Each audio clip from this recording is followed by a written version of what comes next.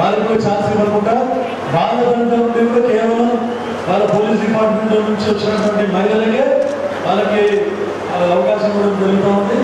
తర్వాత ఇంకెవరు ఉన్నారా కిషోర్? పోలీస్ డిపార్ట్మెంట్ తరఫున కష్టపడి ఉద్యోగాలు సాధించుకొని ఈరోజు పోలీసు డిపార్ట్మెంట్లో జాయిన్ అయినందుకు వాళ్ళందరికీ అభినందిస్తూ వాళ్ళ ఒక స్పీచ్ ఉంటుంది. ఆ ఒక్క స్పీచ్ తర్వాత నేను ఈరోజు ఇంకొక విషయం చెప్పదలుచుకున్నాను మీకు. మొత్తం సంగారెడ్డి జిల్లాలో ఉమెన్ ఫ్రెండ్లీ గ్రామ పంచాయతీ ఒకటి సెలెక్ట్ అయింది. సంగారెడ్డి జిల్లాలో ఉమెన్ ఫ్రెండ్లీ గ్రామ పంచాయతీ సెలెక్ట్ అయింది. నారాయణఖేడ్ నియోజకవర్గంలోని బాగాగ్రామం అనే గ్రామంలో నేను ఇంతకుముందు అక్కడికి వెళ్ళొచ్చాను. నిజంగా అది మనకు క్రెడిబిలిటీ. ఎందుకంటే అక్కడ ఉన్న సెక్రటరీలు, అక్కడ ఉన్న మహిళా సంఘాలు వాళ్ళందరూ కలిసికట్టుగా పనిచేస్తే ఈరోజు సంగారెడ్డి జిల్లాలో నారాయణఖేడ్ నియోజకవర్గానికి బాలగ్రామ విలేజ్కి మనకి ఈరోజు పురస్కారం దొరికింది. అయితే నేను అక్కడ పోయి అందరూ స్పీచ్ అయిపోయినాక మీ మహిళలకి ఎవరు మాట్లాడేది ఏంటంటే ఎవరు ముందు రాదు. అయినా సరే ఒక అమ్మాయి ముందుకు వచ్చింది. తర్వాత నేను వస్తా, అమ్మాయి చెప్పిన అమ్మాయి వస్తుంది, తర్వాత ఇంట్రొడ్యూస్ చేస్తా. చాలా చక్కగా మాట్లాడింది. ఇది మన కానిస్టేబుల్ సోదరి మన స్పీచ్ అయిపోయిన తర్వాత అమ్మాయి స్పీచ్ ఒకటి అయిన తర్వాత క్లోజ్ చేసి అందరికి ఆకలితో ఉంది, లంచ్కి వెళ్ళిపోదాము. ఇంకొకటి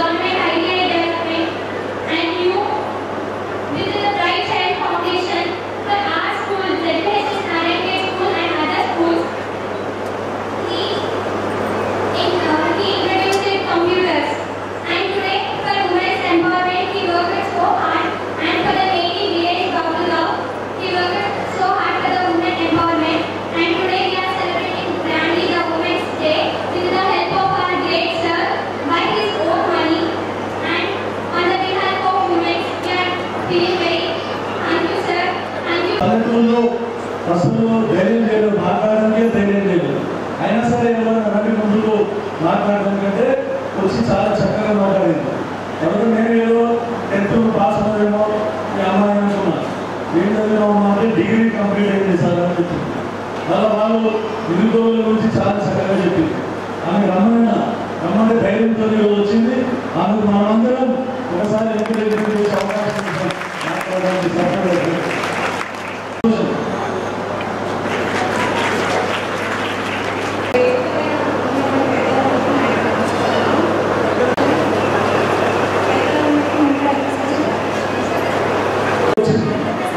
ఇక్కడ నాకేం ఇంత పెద్ద బొగ్గలు నాకు చేయవలసిన అవసరం ఏం లేదు.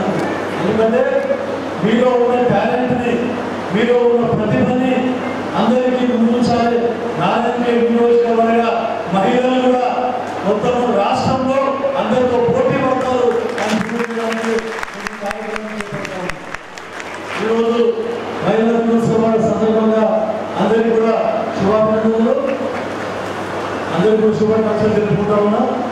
నా వేదిక పైనటువంటి మా సోదరుడు మున్సిపల్ చైర్మన్ మాజీ అన్న సోదరు గారు, సోదరుడు చంద్రశేఖర్ రెడ్డి గారు, రాయరెడ్డి గారు, శివరాఘవ గారు, మాజీ మండలాధ్యక్షులు మా రమేష్ చౌహాన్ గారు, పిఎస్ఎం చైర్మన్ అశోక్, ఇళ్ళవేళ అన్నింటిలో సహకరిస్తున్నటువంటి నా సహధర్మచారిని మా అనుభవం గారు, మరియు మహిళా కాంగ్రెస్ ఆ పవన్ గారు, ఇంకా వేదికటువంటి అందరికీ అధికారులు, అనధికారులు, ఇక్కడ వచ్చిన పత్రికా విలేకరులు మరియు నా సోదరీమణులకు అందరికీ నా యొక్క నమస్కారం. మేము 9:30 ప్రోగ్రాం అంటే మీరందరూ రావడానికి లేట్ అయింది. చాలా మంది సెక్రటరీలు కూడా ఉమెన్ సెక్రటరీ చాలా మంది ఉన్నారు. వారికి ఈరోజు ప్రభుత్వ కార్యక్రమం ప్రతి గ్రామంలో ఈ మహిళా దినోత్సవ కార్యక్రమం ఏర్పాటు చేయడం జరిగింది. అది కూడా కాకుండా మా ముఖ్యమంత్రి రేవంత్ రెడ్డి గారు ఈరోజు పర్యటనలో కూడా 1,00,000 మంది మహిళలతో ఈరోజు మహిళా సాధికారంగా ఈరోజు ప్రోగ్రాం నిర్వహించడం జరిగింది. ఎందుకంటే ఒక్కొక్క నాయకుల్లో ఒక్కొక్క లక్షణం ఉంటుంది. ఎప్పుడు మీరు చూసిండ్రు, నాకు కొత్తగా మీరందరూ కలిసి గెలిపిస్తే నేను పోయిన శాసనసభ ఎన్నికల్లో గెలవడం జరిగింది. ఆ రోజు నుంచి కూడా నేను అందరి మహిళలను ఎంకరేజ్ చేయాలనే ఉద్దేశంతో గత సంవత్సరం మహిళా దినోత్సవ కార్యక్రమం కూడా పెట్టుకోవడం జరిగింది.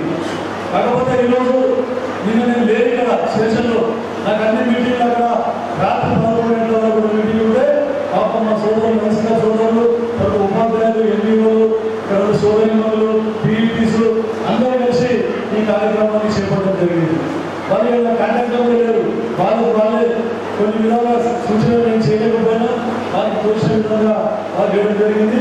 ఏమైనా షార్ట్ పాస్ ఉంటే కూడా మీరందరూ అడ్జస్ట్ అయ్యి క్షమించాలని చెప్పేసి కోరుకుంటాము. అయితే ముఖ్యంగా గత ప్రభుత్వం చూస్తున్నాం, మా ప్రభుత్వం వైఎస్ రాజశేఖర రెడ్డి గారు ఉన్నప్పుడు మహిళల సాధికారత గురించి అందరికీ బాగా రుణాలు ఇచ్చి అందరికీ కూడా రుణం మాఫీ చేయడం జరిగింది. తర్వాత ఇప్పుడు రేవంత్ రెడ్డి గారు వచ్చిన తర్వాత కూడా అందరికీ విద్యాపరంగా అందరూ అభివృద్ధి చెందాలని చెప్పేసి మహిళలకు ప్రాధాన్యత ఇవ్వాలి, మహిళలు ఆర్థికంగా విద్యాపరంగా ఎదగాలని చెప్పేసి ఈరోజు వారికి 1,00,00,000 మంది మహిళలను కోటీశ్వరులు చేయాలనే ఉద్దేశంతో ఎన్నో కార్యక్రమాలు చేపట్టడం జరుగుతూ ఉంది. అన్ని ఐకేపీ గ్రూప్స్, సెల్ఫ్ హెల్ప్ గ్రూప్స్లో వారందరికీ ప్రోత్సహించి 10 లక్షల రూపాయల లోన్ని 20 లక్షల రూపాయలకు ఇవ్వడం జరిగింది. అది కూడా కాక ఈ రూరల్ ఇండస్ట్రియల్ పాలసీ ఒకటి తీసుకొచ్చి గ్రామీణ ప్రాంతాల్లో పరిశ్రమలు నెలకొల్పి నిరుద్యోగ సమస్య మొత్తాన్ని కొంత తీర్చాలనే ఉద్దేశంతో రూరల్ ఇండస్ట్రియల్ పాలసీ ఈ ప్రభుత్వం తీసుకురావడం జరిగింది. దాంట్లో ఇంకా మహిళా పారిశ్రామికవేత్తలకు ప్రోత్సాహం ఇవ్వాలని చెప్పేసి మహిళలకు పారిశ్రామికంగా ఎదగాలని ఎన్నో సబ్సిడీస్ కూడా ఇవ్వడం జరిగింది. అదొకటే కాకుండా మీరందరికీ ఇప్పుడు ఇంతకుముందు స్కూల్లో విద్యాపరంగా విద్యను ప్రోత్సహించడానికి వారికి స్కూల్ కాంపిటీషన్ ఉంది. ఇప్పుడు స్కూల్ కాంపిటీషన్ కూడా మహిళలకే, ఐకేపీ మహిళలకు, యూఓలకే అక్కడ ఇచ్చి ప్రభుత్వ పాఠశాలలో కూడా ఎలాంటి సదుపాయాలు అవసరం ఉన్నాయి, విద్యాపరంగా ఇలా ముందుకు తీసుకుపోవాలి, అందరి పిల్లలు ప్రభుత్వ పాఠశాలలో చేరి చదువుకునే విధంగా ప్రోత్సహించాలని చెప్పేసి తర్వాత వారికి డ్రెస్సులు దానికి కూడా మహిళలకే ఇవ్వాలి, మహిళల ద్వారా ఐక్యత మహిళల ద్వారా డ్రెస్సులు గుర్తించి కరెక్ట్ టైంకి స్కూళ్ళలో అందియాలని చెప్పేసి గత ప్రభుత్వంలో మీకు అందరికీ తెలుసు. స్కూల్ స్టార్ట్ అయిన తర్వాత 6 నెలల వరకు కూడా టెక్స్ట్ బుక్స్ కాలేదు. కానీ ఈ ప్రభుత్వం మొట్టమొదటి రోజు స్కూల్ రీఓపెనింగ్ రోజే అందరికీ యూనిఫామ్స్ మరియు బుక్స్ కూడా ఇచ్చే కనుక ఈ ప్రభుత్వం చెప్తా ఉన్నాం. అదొకటే కాకుండా ఎన్నో స్కూళ్ళల్లో మౌలిక సదుపాయాలు లేకుండే, గర్ల్స్కి టాయిలెట్స్ లేకుండే, డ్రింకింగ్ వాటర్ ఫెసిలిటీ లేకుండే. అటువంటిది ఎన్నో అమ్మ ఆదర్శ పాఠశాలల కార్యక్రమం మీద టాయిలెట్స్ కానీ, compound walls, drinking water facility, తర్వాత వీళ్ళకు సోలార్ సిస్టమ్, సోలార్ ద్వారా ఉచిత కరెంట్ ఇవ్వాలి హై స్కూల్స్ అని చెప్పి ఆ కార్యక్రమం చేపట్టారు. తర్వాత మహిళా పారిశ్రామికలో భాగంగా మీరు ప్రతి ఒక్క మండలం నుండి 2 సోలార్ విద్యుత్ కేంద్రాలు ఏర్పాటు గురించి మనం ఈ ప్రభుత్వం ఏర్పాటు చేయడం జరిగింది.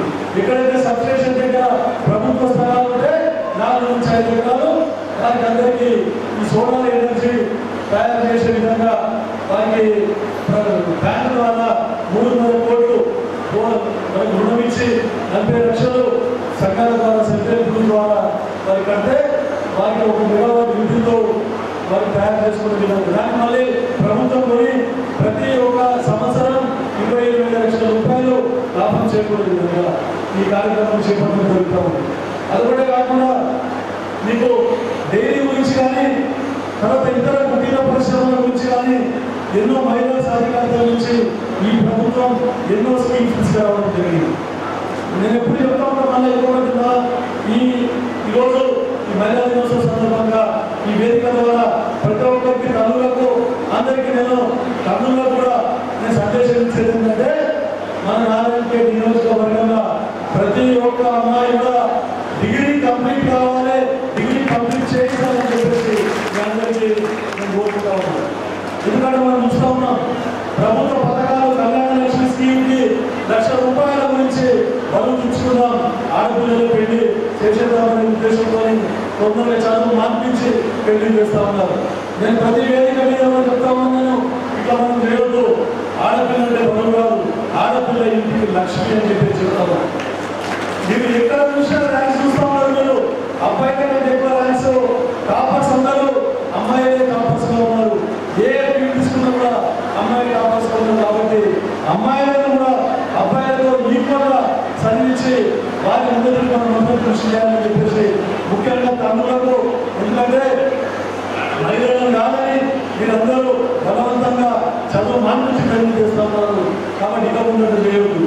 ఒకవేళ ఎవరైనా 10th మీకు అందరికీ తెలుసు, అనురాధ ఎడ్యుకేషన్ ఇన్స్టిట్యూషన్ కూడా గతంలో మా సిస్టర్ పేరు మీద స్టార్ట్ చేయడం జరిగింది. అయితే ఆలో కూడా ఆ కాలేజీలో చదువుకున్న వాళ్ళు ఎంతో మంది ఈరోజు ఉన్నత స్థాయికి వెళ్ళి ఎంతో మంది ఉద్యోగాలు చేస్తూ ఉన్నారు. కాబట్టి మహిళలు చదువుకోవాలనే ఉద్దేశంతోనే ఆ రోజు కూడా ఇవన్నీ ఏర్పాటు చేయడం జరిగింది. ఇప్పుడు కూడా 10th ఫెయిల్ అయిన కానీ, తర్వాత ఇంటర్మీడియట్ ఫెయిల్ అయిన కానీ, ఒకవేళ ప్రైవేట్ మనలో డిగ్రీ కట్టండి. అంబేద్కర్ ఓపెన్ యూనివర్సిటీ సెంటర్ మన నారాయణపేట డిగ్రీ కాలేజ్కి శాంక్షన్ చేసిన మొన్నే ఫస్ట్ టైం ఇది. ఎవరైనా మిగిలిపోయిన ఉంటే ఇంట్లో కోచింగ్ తీసుకోండి, ఇంట్లో చదువుకొని ప్రైవేట్గా నారాయణపేట సెంటర్లోని పరీక్ష రాసి ప్రతి ఒక్కరు కూడా డిగ్రీ కంప్లీట్ చేసే విధంగా మీరందరూ కూడా ముందుకు రావాలని చెప్పేసి మీ అందరినీ కోరుకుంటా ఉన్నాం.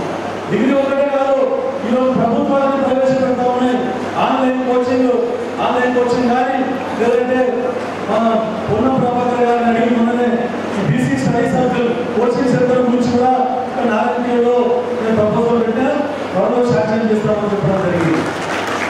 ఆ కోచింగ్ సెంటర్ అయితే చాలా మంది ఉపయోగపడింది. తర్వాత ఐటీఐ గురించి కూడా నేను ప్రతిపాదన పెట్టి అది కూడా శాంక్షన్ స్థితిలో ఉంది. దాంట్లో భాగంగా అడ్వాన్స్డ్ టెక్నాలజీ సెంటర్స్ అని చెప్పేసి రేవంత్ రెడ్డి గారి ప్రభుత్వం, మా కాంగ్రెస్ ప్రభుత్వం ప్రతి ఒక్కరికి స్కిల్ డెవలప్మెంట్ ఇచ్చి, ప్రతి ఒక్కరికి ట్రైనింగ్ ఇచ్చి వారందరికీ ఉద్యోగ అవకాశాలు కల్పించాలనే ఉద్దేశంతో ఈ ప్రభుత్వం ముందుకు పోతా ఉంది. మనకి అన్ని విధాల క్రీడలు చాలా మంది పోలీసు సోదరులు, పోలీసు ఉద్యోగాలు రావడం జరిగింది. ఫిజికల్ ఫిట్నెస్ అనేది చాలా ఇంపార్టెంట్. ఎక్కువ మంది చదువుకోవాలంటే ఖచ్చితంగా ఫిజికల్ ఫిట్నెస్ ఉంటేనే ఎక్కువ టైం చదవగలుగుతాము, ఎక్కువ మార్కులు సాధించగలుగుతాము. తర్వాత దాంట్లో భాగంగా ఫిజికల్ మనకు స్పోర్ట్స్ యూనివర్సిటీ కూడా ముఖ్యమంత్రి రేవంత్ రెడ్డి గారు క్రీడా యూనివర్సిటీ కూడా ఏర్పాటు చేయడం జరిగింది. కాబట్టి ఇన్ని అవకాశాలను మీరు తీసుకోవాలి, ఉపయోగించుకోవాలని చెప్పి చెప్తూ ఇంకా ఇప్పుడే చెప్పడం అమ్మాయి చెప్పడం జరిగింది. జడ్పీహెచ్ఎస్ స్కూల్లో ఇది బ్రైట్ సైడ్ ఫౌండేషన్ ద్వారా కంప్యూటర్ ఎడ్యుకేషన్ కూడా ఇవ్వడం జరిగింది. ఒక 3 స్కూళ్ళు ఇక్కడ 4 క్రమంలో తీసుకోవడం జరిగింది. ప్రతి మండల హెడ్క్వార్టర్లో కంప్యూటర్ ఎడ్యుకేషన్ ఇచ్చే విధంగా అదే సంస్థలని కృషి చేస్తా ఉన్నాం. ఖచ్చితంగా మండల హెడ్క్వార్టర్లలో ఆ సెంటర్ను ఒక స్కూల్ని టేకప్ చేసి కంప్యూటర్ ఎడ్యుకేషన్ ఇస్తామని చెప్తా ఉన్నాం. అక్కడ నేర్చుకున్న పిల్లలు మిగతా బ్యాచ్లకి వాళ్ళే ట్రైనింగ్ ఇస్తామని చెప్పి చూసి జడ్పీహెచ్ఎస్ నారాయణపేట ఎవరైతే ట్రైనింగ్ పొందులో వాళ్ళు వచ్చే బ్యాచ్లకి అమ్మాయిలకి వాళ్ళు ట్రైనింగ్ ఇస్తామన్నారు. అదొకటే కాకుండా ముఖ్యంగా నాది హెల్త్, ఎడ్యుకేషన్, తర్వాత అగ్రికల్చర్, తర్వాత అన్ఎంప్లాయ్మెంట్, దీని గురించే నేను చాలా ఆలోచిస్తాను. డెవలప్మెంట్ విద్యాపరంగా డెవలప్ అయ్యి ఉద్యోగాలు సాధించుకుంటే ఖచ్చితంగా ఆ కుటుంబం మనం పోషించుకోగలుగుతుంది. ముఖ్యంగా అమ్మాయిలు చదువుకొని ఒక రాణిస్తే ఉద్యోగాలు పొందితే ఇక్కడ అత్తగారికి మంచిగా చూసుకుంటారు, అక్కడ తల్లి గారికి అమ్మ నాన్నలు కూడా మంచిగా చూసుకుంటారు. కాబట్టి మహిళలు ముందుకు రావాలి, మహిళా శాఖ వాళ్ళు ఉద్యోగాలు సంపాదించుకోవాలి, చదువుకోవాలని చెప్పేసి అని కూడా చెప్తా ఉంది. ఆరోగ్యపరంగా కూడా చాలా మీరు కూడా ఎవరు కాన్షియస్ రావాలి. నేను చూస్తూ ఉన్నా చాలా మంది మహిళలు ఫిట్నెస్ గురించి రోజు వాకింగ్ పోతూ ఉంటారు. అట్లాంటి వాళ్ళ గురించి, ముఖ్యంగా క్రీడల గురించి, విద్యార్థుల గురించి ఒక ఇండోర్ అవుట్డోర్ స్టేడియం కూడా ఇక్కడ ఏర్పాటు చేయబోతా ఉన్నాము. నా దగ్గర చెప్తా ఉన్నాం. వీటన్నింటినీ ఉపయోగించుకోవాలని చెప్పి చెప్తా ఉన్నా. అంకమైన చెప్పారు. నేను సాధికారత గురించి ఎప్పుడు సాఫ్ట్ కార్నరు సంజయ్ రెడ్డి గారు నేను చెప్పేసి ఎప్పుడు సాఫ్ట్ కార్నర్ నాకు ఎప్పుడు రోజు రికమెండేషన్ చెప్తా ఉంటుంది. ఇంకొచ్చి వీళ్ళకి ఇది చేయాలి, వాళ్ళకి అది అని చెప్పేసి సరే ఎట్లా చేస్తాం. కానీ నేను చెప్తాను ఇంకోటి, నువ్వు రికమెండేషన్ చేస్తే అది లాస్ట్ అవుతుంది, తొందరగా కాదు కానీ చెప్తా ఉంటుంది. అట్లా తర్వాత ఇంకోటి ఏం చెప్పిందంటే నిర్విరామంగా అని చెప్పారు. ఆమె పొగడుతూ కవితలను ఆమె పొగడుతూ నిర్విరామంగా ఎప్పుడు అవసరం లేకుండా పనిచేస్తూ ఉంటుందని చెప్పేసి కానీ ఒక విషయం చెప్పదలుచుకున్నా. అర్ధ గంట టైం దొరికితే నిద్రపోతుంది. నాకేమో నిద్ర రాదు. 1 గంటకైనా కూడా ఆమె రేవంత్ రెడ్డి స్పీచ్ ఆ వీడియో ఈ వీడియో న్యూస్ చూసుకుంటూ నేనుంటే ఆమె పొడిని బయటకు వెళ్ళిపోయి నాకు నిద్ర వస్తుంది. ఏ ఒక్క అర్ధ గంట టైం దొరికితే కూడా నిద్రపోతుంది. అది నిజంగా దేవుడు ఇచ్చిన వరవాళ్ళకు అది మనకు రాదు. అందుగురించే చెప్పు నిజంగా నా పని ఏదైతుందో సగం పని పంచుకొని నేను అసలు అందరికీ అందుబాటులో లేకుండా చాలా పర్చేస్ మిస్ అవుతా ఉన్నా. నా ఇద్దరు సోదరులు చంద్రశేఖర్ రెడ్డి గారు, సుధాకర్ రెడ్డి గారు చాలా మొత్తం 75% వాళ్ళే తిరుగుతూ ఉన్నారు. అన్నింటినీ అందుబాటు ప్రజలందరూ ఎవరు చూసినా కూడా ప్రతి కార్యక్రమం వెళ్తూ ఉన్నారు. ఇక అక్కడక్కడ ఎక్కడన్నా అవకాశం వచ్చిన దగ్గర మేము లేకుండా కూడా అందరూ మహిళా సోదరులను చూస్తే ప్రతి ప్రోగ్రామ్ కూడా ఆమె కూడా అందరికీ కూడా అటెండ్ చేస్తూ ఉంది. వాళ్ళు లేకుండా ఒక 25-30% నా వర్క్ అంతా ఆమెనే పాల్పంచుకుంటా ఉందని చెప్తా ఉంది. ఎలక్షన్లో సగం పాల్పంచుకున్నది ప్రచారం చేసే కార్యక్రమం.